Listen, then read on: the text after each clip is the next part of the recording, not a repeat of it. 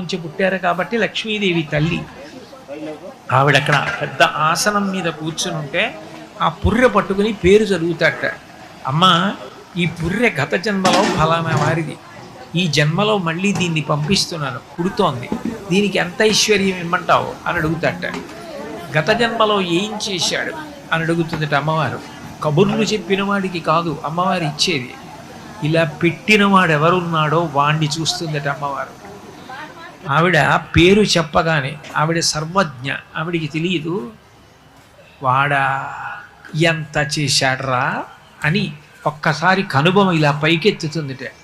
నేను వాడికి ఇచ్చాను, వాడు సమాజానికి అంత పెట్టాడు, ఎంతమంది అన్నం తిన్నారో, ఎంతమంది చదువుకున్నారో, ఎంతమందిని వృద్ధిలోకి తీసుకొచ్చాడో, అంతమంది వృద్ధిలోకి వస్తే తాను ఆనందపడిపోయాడు రా, వాడికి మళ్ళీ రెట్టింపి అంటుందట.